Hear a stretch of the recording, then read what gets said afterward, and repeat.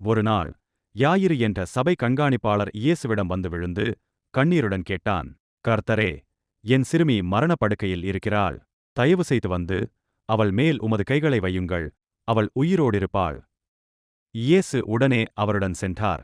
வழியிலே மக்கள் கூட்டம் அதிகமாக இருந்தது. அதற்குள் ஒரு செய்தி வந்தது. யாயிறுவின் மகள் இறந்துவிட்டாள். ஆசிரியரே, இனி தொந்தரவு செய்ய வேண்டாம். ஆனால் இயேசு சொன்னார், பயப்படாதே, விசுவாசி மட்டும். உன் மகள் குணமடைவாள்டோ. அவர் வீட்டுக்குள் சென்றபோது மக்கள் அழுது துயரத்துடன் இருந்தார்கள். இயேசு சொன்னார், அவள் இறந்துவிடவில்லை, தூங்குகிறாள். அவர்கள் இயேசுவை நகைத்தார்கள். ஆனால் அவர் சிறுமியின் பெற்றோர்களையும் தம் சீடர்களில் சிலரையும் மட்டும் உடன் கொண்டு அறைக்குள் சென்றார். அவர் அந்தச் சிறுமியின் கையை பிடித்து மெதுவாக சொன்னார், தலிதா குமி, அதாவது, சிறுமியே, எழுந்திரு. உடனே சிறுமி உயிர் பெற்றாள்.